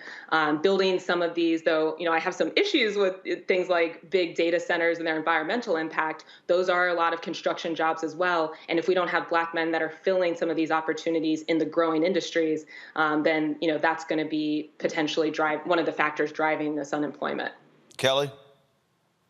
So as glowing as this jobs report was, a lot of the talk today has been, we had a great jobs report, but, and a lot of that but part was regarding the interest rate and the Fed possibly doing something regarding the interest rate, trying to stop inflation, et cetera, et cetera. How important is the other side of that sentence, meaning, we had a great jobs report, but should it be overshadowing this good news? How worried do we have to be? I think that we should be giving equal weight to them. And, this is something Roland and I are also discussing in the introductory portion of the conversation. A lot of folks are very disingenuous when they're trying to just bash, whatever accomplishments are happening from the administration. And we shouldn't give too much credence to that. But I do think it's important to recognize that a lot of this stuff is an art. It is not a science. And though there are people that present themselves as absolute experts, economists are many of them, not to bash economists a lot, but sometimes they deserve it. They don't really know always what's going on. How do we know? I mean, look at the financial crisis and how many people were predicting that and the long-lasting impacts from all of that. And so I do think it's important to look at the holistic picture. So yes, we have seen a very, very, very encouraging jobs report because the wage growth seems to be steady. A lot of people don't think the Fed is going to increase interest rates, but interest rates are already quite high. And so when we see something like a historic level of credit card debt that consumers are maybe also, dealing with the repayment of student loans that are kicking back in, and that's driving them to put more purchases on credit when buying a new car or leasing a car is going to be more expensive, this can potentially lead to something like a bubble bursting. Does it seem like we're there right now? No, but we need to monitor that. And the other thing I want to point out, and this is another one of the president's initiatives, is on junk fees. So, junk fees, this is like the ticket fees if you're trying to go to a concert lately or go to a hotel and they just slap on a resort fee, though you look around, it's like, I'm not at a resort. Like, where did this come from? Or if you're a business... I hate those damn resort fees. Yep. It's ridiculous. I'm like, this is not a resort. Yeah. If you just have a gym, it's not a resort. So let's just stop charging that resort fee. Yeah, absolutely. The president's trying to get rid of those. The Federal Trade Commission has been addressing junk fees.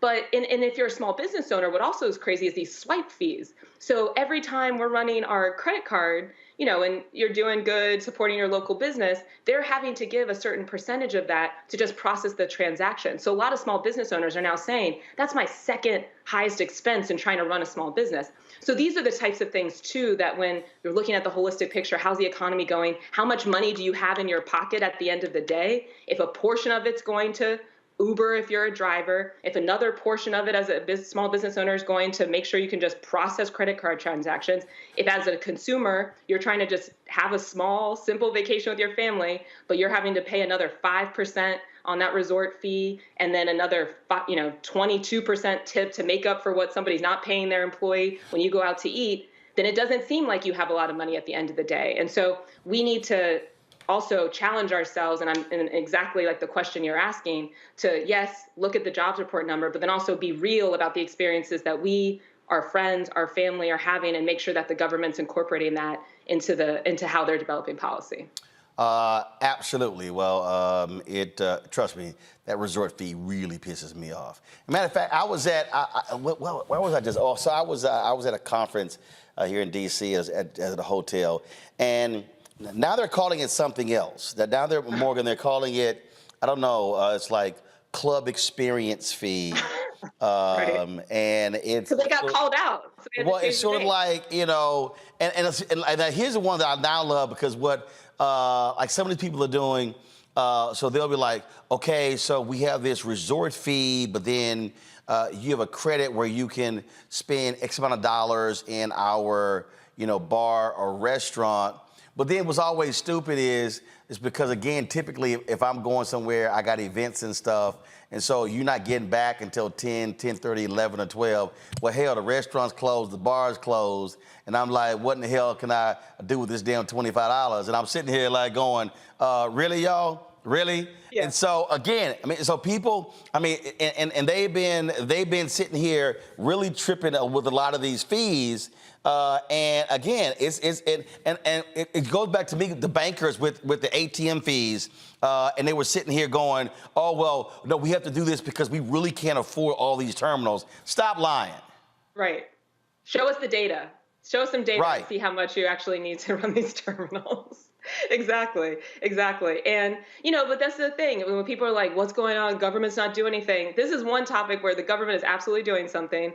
Federal Trade Commission has proposed a rule to crack down on these junk fees. And it's also important for us to know, because Ticketmaster tried to do a little bit of this too. It's like, oh, well, we'll just disclose the fees up front. Transparency, all-in pricing, all good. Yeah, that's good, but that doesn't mean that the fees are coming down and we have more money. So we need to cut through the noise and make sure that we're actually just reducing the overall money that's coming out of our pocket with no value in return. All right. Morgan, we appreciate it. Thanks a lot.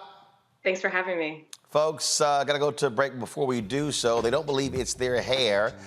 You can check out the curlprep.com product, folks. It works on all types of hair. You can use this code, ROLAND, lowercase letters, to get a 15% discount until October 21st. Look, you can use it in just 2 steps, a sweet butter and a sweet defining gel, both at curlprep.com. Also, parents, you can remove that ouch. Yeah, kind of important. Matt and Michael will be using this product. You can remove the ouch. You will love this system because you can get you can comb through the hair using this product. And so again, it's really important for us. Seasoned Saints, you also can love this product, and the line has products that are great for twists, braids, locks, weaves, even those wigs and extensions. It's all at curlprep.com. Again, use the code Roland, lowercase letters, to get a 15% discount until October 21st. You won't believe it is your hair. Folks, back in a moment.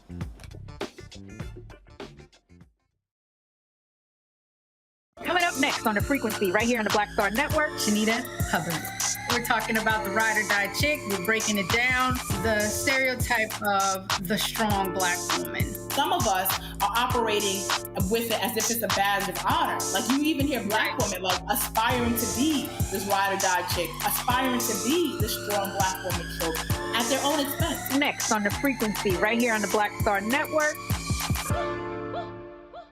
Pull up a chair, take your seat. The Black Tape with me, Dr. Greg Carr, here on the Black Star Network.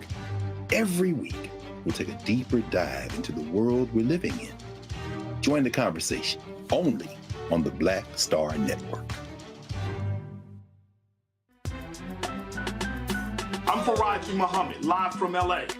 And this is The Culture. The Culture is a two-way conversation. You and me. We talk about the stories, politics, the good, the bad, and the downright ugly. So join our community every day at 3 p.m. Eastern and let your voice be heard. Hey, we're all in this together. So let's talk about it and see what kind of trouble we can get into. It's The Culture, weekdays at 3, only on the Black Star Network.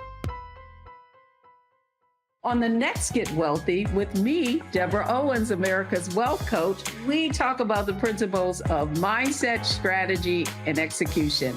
This week, we're adding a fourth, faith. You're going to hear from a mother and daughter duo who are helping thousands of Black women build wealth, all through their faith. You are more than you can ever imagine. Not just obtaining things to show that, but seeing yourself. Making your faith work for you. That's right here on Get Wealthy, only on Black Star Network.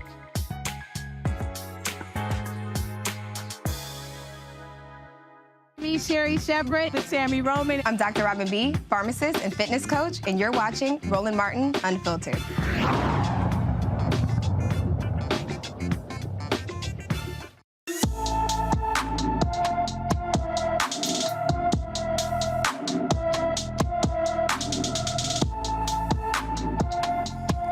Carolyn Carolyn Paget Robinson has been missing from her Philadelphia home since September 29th. The 13-year-old is 4 feet 11 inches tall, weighs 100 pounds with brown hair and brown eyes. Carolyn has medical conditions and is without her medication. Anyone with information about Carolyn Paget Robinson is urged to call the Philadelphia, Pennsylvania Police Department, 215-683-4776, 215-683-4776. Baltimore police and Morgan State University leaders have announced a $9,000 reward for information leading to an arrest of those responsible for Tuesday night's mass shooting on campus that left 5 people injured. At today's news conference, city and university officials provided an update of the investigation by confirming the number of shooters. Due to ballistic evidence and assistance from our federal partners, I'm also now able to confirm that there were 2 shooters in the incident. We will continue to work with Morgan police and school officials to keep the community safe, updated, and any further developments as they occur. Detectives continue to review a huge amount of footage, video footage, and speak to potential witnesses every single day. The BPD and Morgan State University police are also working together to increase patrols throughout the campus and around the campus. As of this morning, 4 of the 5 victims have been released from the hospital. 1 victim remains hospitalized in stable condition. So I want to ensure that the community knows that we held their safety the utmost importance. We've made significant enhancements to our security since this incident. Those would be we detailed an armed, uniformed Morgan State University police officer to Thurgood Marshall dorm where this incident happened. Additionally, we currently have 5 residential housing dorms, and we have currently at least 1 security officer in that residential space. We've since added a second security officer to the exterior of all of our on-campus housing facilities. On yesterday, during my cabinet meeting, we received a telephone call from Vice President of the United States, Kamala Harris, to express her support for this university and for us as we make our way through this period. I have also received similar calls from Governor Wes Moore, Senator Ben Cardin, Senator Van Hollen, Congressman Steny Hoyer, and a personal call from also the U.S. Secretary of Education, Miguel Cardona, just to name a few. This morning, I personally spoke with all 4 of the Morgan students who were injured in this incident. All 4 of them, I can report, are in good physical condition. And yes, all 4 of them experienced tremendous trauma. They were excited to hear from their university president, and I pledged to them that this university would immediately provide one-on-one counseling to each of them. And as I stand here, that is underway. We have counselors now that are outreaching to those students. As I said, they're doing well physically and about as well as one can expect them to be after experiencing this trauma. This is truly a national treasure that on Tuesday was impacted by a national crisis. And that's the pervasive, the cowardly, the unproductive continual use of guns in our community. It's not indicative of this university and the thousands of students, the hardworking faculty, the police department, but it's more a symbolic reminder of what we face every single day in this country of these cowardly acts. I'm here to beg the students at Morgan, I'm here to beg the citizens of Baltimore to please step forward. Our federal, state, local, and campus partners have literally been working around the clock to ensure that the folks who committed this heinous act are brought to justice, to ensure that we can return the Morgan State family and community back to some sense of normalcy, and to ensure to say that the thousands upon thousands of folks that pour into creating this national treasure and keeping her going, that their work is not in vain. That we will not let the cowardly, reckless, dark action of a few overtake the bright light of Black excellence that Morgan State University has been, is, and will continue to be for Baltimore and the world. We won't allow that to happen. Now, folks, take a look at this video. If you recognize anyone, please call the Baltimore Police Department at 410-396-2444, 410-396-2444, 410-396-2444. These are the people who are persons of interest by Baltimore Police and Morgan State Police as well. The Georgia State troopers who fatally shot a 26-year-old environmental activist are not going to face charges. Manuel Paez Terran, who went by the name of Tortuguita, killed in January as law enforcement tried to clear protesters from the foresight of the proposed Atlanta Public Safety Training Center, dubbed Cop City by critics. The Georgia Bureau of Investigation ruled the troopers' use of deadly force was objectively reasonable under the circumstances of this case. Now, what's interesting about this, when you talk about objectively reasonable, that is quite interesting that they use that language, Matt, because of the number of shots that were actually fired. And this is one of those areas where, again, where the law in this country has literally given so much leeway to police when it comes to their particular actions. He, of course, he was alleged to have shot 4 times at officers. And there was 6 Georgia State troopers who were involved in here. And they say that so the story here is that they gave notice of intent to use a less lethal way to force the activists out of the tent using a pepper ball launcher, but that wasn't the case. And eventually, he was hit with 57 shots. Yeah. You know, look, I mean, this is a difficult thing for me to analyze, not having all the evidence. And in order to be credible, I think I would have to have all of the evidence, because objectively reasonable is very often used as a bludgeon to cover the tracks of police who've done something wrong or other people who have done something wrong. If, in fact, shots were fired from that tent, there may be an argument and there may be the truth that it was objectively reasonable if, in fact, those shots were fired in a time where the officer's use of force was legally permissible. However, a couple things. The first thing is 57 rounds is a lot to be shot, which means obviously multiple troopers shot. And I'd be interested in knowing how many shots each one of them fired, because I think that might be integral to the analysis as to whether one officer acted appropriately under the circumstances as opposed to others, that contrast between them.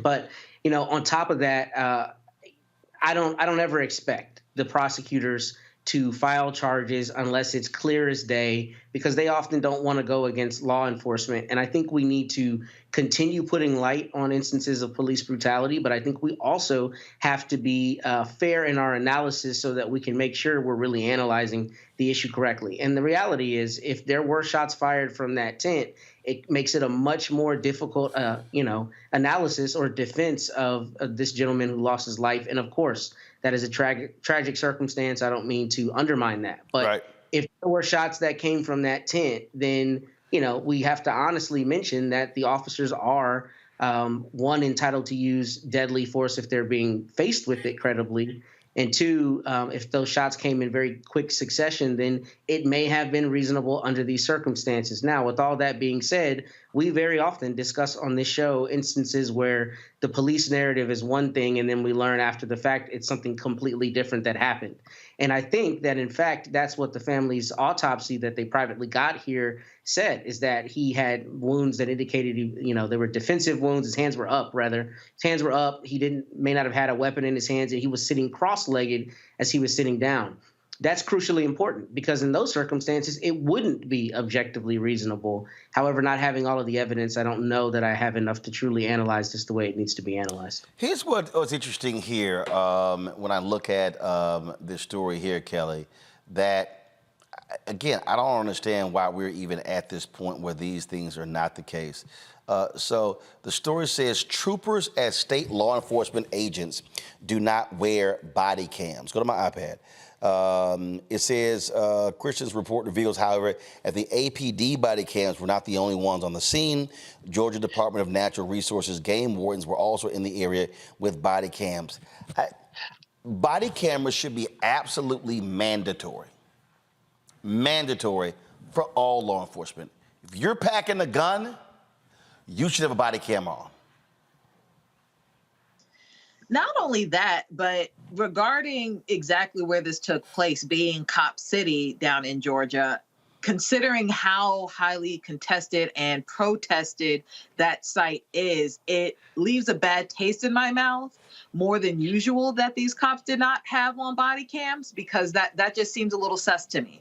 That seems like you were trying to evade any type of liability or accountability in this situation because of exactly what the culture is in this particular site, being that, you know, the Georgia government is trying to build a training facility for cops there, and you have protesters there who are against it. And the fact that somebody was killed on that site protesting this, and you have the very same cops who are frankly in need of this site shooting at this person without something that could possibly, what's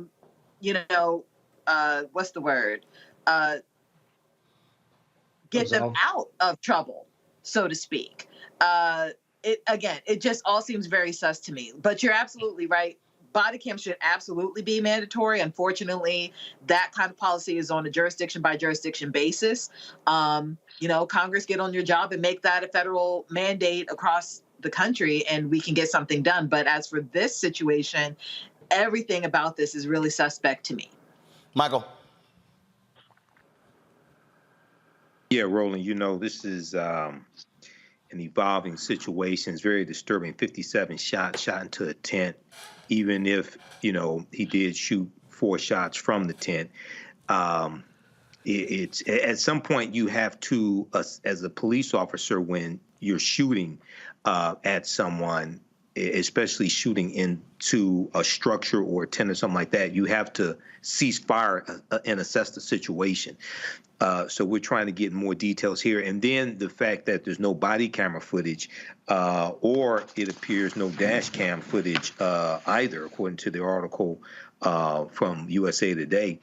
Then we basically only get, it appears, one side of the story, but the autopsy tends to conflict what the police are saying happened. So we need more information on that. Looks like there's going to be a civil lawsuit as well. But this is why, we need officers who exhibit better judgment, generally speaking.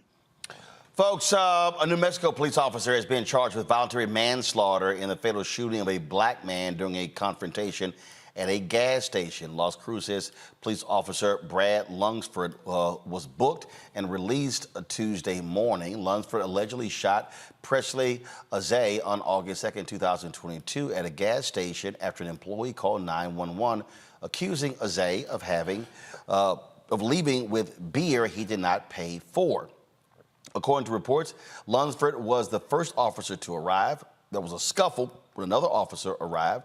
Somehow, Azay ended up on the ground on top of the second officer, allegedly placing his hand on that officer's taser. Lunsford drew his handgun and shot Azay once on the back left side of his head at point-blank range. The Attorney General's office consulted with use of force experts who reviewed body camera footage and determined that the officer's use of deadly force was not reasonable under the circumstances.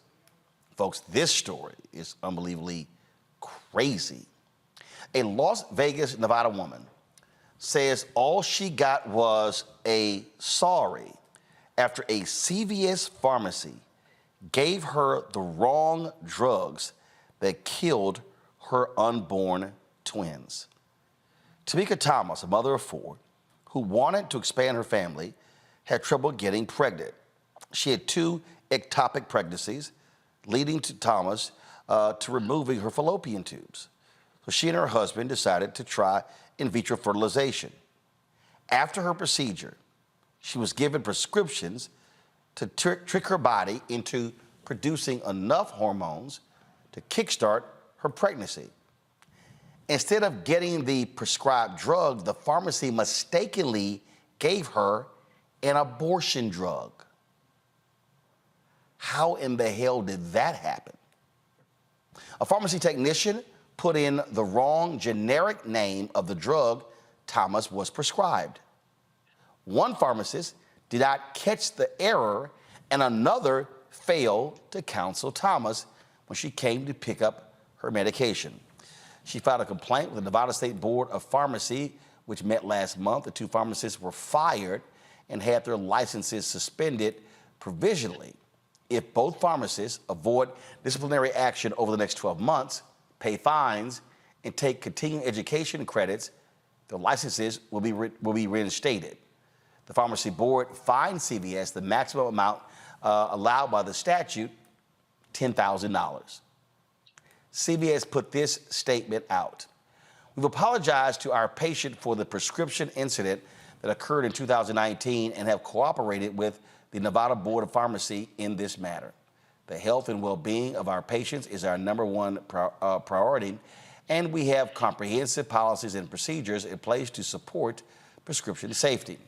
Prescription errors are very rare, but if one does occur, we take steps to learn from it in order to continuously improve quality and patient safety. She lost twins, Kelly. The way that I would own CVS after this, it would be called Kelly Bethia Pharmacy. Like, I cannot imagine how blatant of an error that is. Like, how does that even happen? The protocols necessary to fill a prescription and make sure that, you know, the right pills in the right bottle and the name matches to the script and all of these things. And the one drug that you give her is the antithesis of what the drug is prescribed. Like that, I have no words. All I have is empathy and heart. My heart just goes out to this woman, regardless of how many children she already has. Clearly she wanted more. Clearly she was able to get, you know, conceive more. And the cost of IVF, the process to go through IVF, all of it, like, it is beyond traumatic outside of this gross negligent error, to the point where that this happens on top of it. I can't imagine what she's going through. I can't imagine what her family's going through. My heart goes out to her, and $10,000 doesn't seem nearly enough. That is an insult to the injury that this woman has incurred. My bad not gonna do it. Oh, no, my bad's not going to do it. The one thing about this that's good, if you can even look at that, is that this is a private company and a corporation that's publicly traded that has money for days, and they are going to pay this family money for days, which will not bring back the loss. I mean, money is never equivalent to the loss of a life. But because it is a private company, I think that makes it a much easier path forward in a lawsuit. And if I may, Roland, I wanted to speak on that New Mexico shooting as well. I graduated high school in Austin, Texas, where I'm from, and a guy I went to high school with died in almost exactly the same circumstances, where an Austin police officer said she thought he was reaching for her taser, and she pulled her gun instead and shot him at point-blank range in the back, and he died like a year after we graduated high school. It's sad how often this kind of thing happens, and I'm glad that he was charged, because I think that's going to be indefensible to that New Mexico jury. Really, a man died over allegedly stolen beer. So I'm glad that at least in that circumstances, the prosecutors found a way to charge. But as to this family, CVS is going to pay through the nose, and they should, because this is abhorrent. There's literally no way to defend this mistake. And even if you say, oh, it's a mistake, this is the kind of thing where you have to have the checks and protocols in place to not allow, exactly as Kelly said, the exact opposite drug of what should have been administered to be provided and to end that family's dreams and those lives. So I hope that CVS pays them through the nose. Michael. Yeah, Roland, I saw this story earlier today, and it's a tragic incident. It did not have to happen like this, so my heart goes out to Sister Tamika Thomas and her family. I know she's going to need counseling. Little known fact about me, I know what it's like to lose a baby because it happened to me and my then fiance back in 2014. Baby born prematurely, but even though it's different circumstances, it's still a baby dying. So, yeah, she's going to need her family around her. She's going to need counseling, and CVS is going to have to get some people together to help them put out a better statement, so it looks like they have a heart. Also, this is a ridiculous statement from CVS as well. Indeed. All right. Michael, Matt, Kelly, we appreciate y'all joining us on today's show. Thank you so very much. We'll see y'all next week. Folks, got to go to break. We come back. I'm going to tell you where we're going to be broadcasting from on Monday and Tuesday as we focus on upcoming elections in the state of Virginia. You're watching Roland Martin Unfiltered on the Black Star Network. Be sure to support us in what we do. I can't tell you enough how critical your dollars are for us being able to do this work. It is not free. It is not free at all. So send your check and money orders to P.O. Box 57196, Washington, D.C. 20037-0196. Cash App is $RM Unfiltered. PayPal are Martin Unfiltered. Venmo is RM Unfiltered. Zelle, Roland at RolandSMartin.com. Roland at RolandMartinUnfiltered.com. Be sure to get a copy of my book, White Fear, How the Browning of America is Making White Folks Lose Their Minds, available at bookstores nationwide. Don't forget, also download the Black Star Network app, available on Apple phone, Android phone, Apple TV, Android TV, Roku, Amazon Fire TV, Xbox One, Samsung Smart TV. Also, watch our 24-hour streaming channel. We're available, folks, on Amazon News. You can check us by going to Amazon Fire. You can also tell Alexa play news from the Black Star Network. Also, check us out, folks, on Plex TV. And we have now launched on Amazon Freevee as well as Amazon Prime Video. So if you go to Prime Video, turn on their live TV, you will see us right there with the other news networks. We'll be right back. All change is not growth. Right. But thoughtful change is real good fertilizer. And that's what has been so beneficial to us. But you also were not afraid of the pivot. Well, and I'm a black woman in business. Come on, I don't care how I dress up. I don't care who I'm speaking with. I don't care what part of the world I am in. I still am a black woman in business. Being afraid of the pivot, being fearful of change is not what got me here. Respectful of change, respectful of pivot, yeah. Fearful, no, no.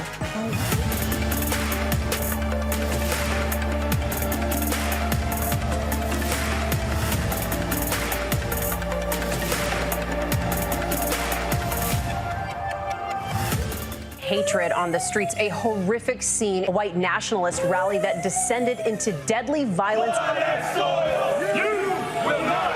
White people are losing their damn minds. As an angry pro-Trump mob storms the U.S. Capitol, we've seen shooting. We're about to see the rise of what I call white minority resistance. We have seen white folks in this country who simply cannot tolerate black folks voting. I think what we're seeing is the inevitable result of violent denial. This is part of American history. Every time that people of color have made progress, whether real or symbolic, there has been what Carol Anderson at Emory University calls white rage as a backlash. This is the rise of the Proud Boys and the Boogaloo Boys. America, there's going to be more of this. Here's all the Proud Boys, guys. This country is getting increasingly racist in its behaviors and its attitudes because of the fear of white people. The fear that they're taking our jobs, they're taking our resources, they're taking our women. This is white fear.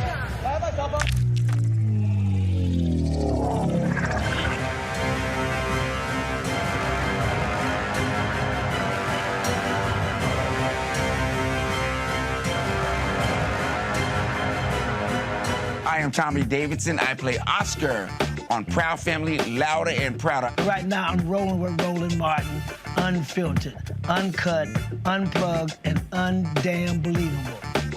You hear me?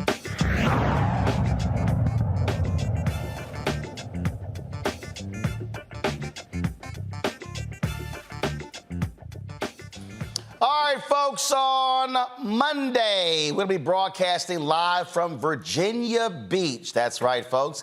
We're going to be down there with a number of candidates who are running for the Virginia House. We're going to be, of course, at New Hope Baptist Church, 395 Old Great Neck Road in Virginia Beach.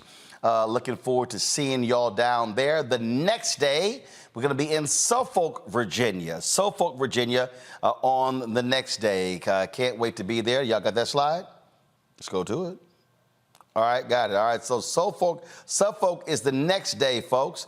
So looking forward to being at Suffolk. We're going to be there at the Baum Church, East Campus, 523 East Washington Street, Suffolk, Virginia. And so, again, we'll be live 6 to 8 p.m. Eastern, so can't wait to see y'all down there. So please check us out. Louisiana, folks, do not forget, tomorrow, last day of early voting in Louisiana. We need to make sure every African American, there are 900,000 registered black folks in Louisiana. We need to be voting our numbers. And so please be sure to cast your ballot. All right, folks, I've got to, so again, pull it up right there. It ends first of all, early voting was from 8:30 a.m. CST to 6 p.m. CST, Central Standard Time. So please, we want to make sure that you are doing your part to vote. We can't be out here talking about how things matter, and then we don't use our power. And so Election Day, again, is October 14th. Voting that day is 7 a.m. To 8 p.m. Again, 7 a.m. To 8 p.m. And so please, we want you to participate. All right, folks, tomorrow I'm going to be in Los Angeles tomorrow. BlackHealthMatters.com. Go to my iPad, please. It's hosting their Fall 2023 Health Summit and Expo. It's going to be co-hosted by James Pickens Jr., Wendy Raquel Robinson, and they've been the co-host. And you see some of the people who are going to be speaking there. Courtney B. Vance, Dr. Robin Smith, among the speakers who are going to be there. So I'm looking forward to be there. And so again, we're going to be there. I'm going to be there around 9 a.m. LA time. And so looking forward to being there. I'm moderating a couple of sessions. And so these are the community partners. And so again, I'll see you tomorrow in Los Angeles. All right, folks, that's it for me. I'll see you Monday from Virginia Beach, Virginia, right here on Roland Martin Unfiltered on the Black Star Network. Holla!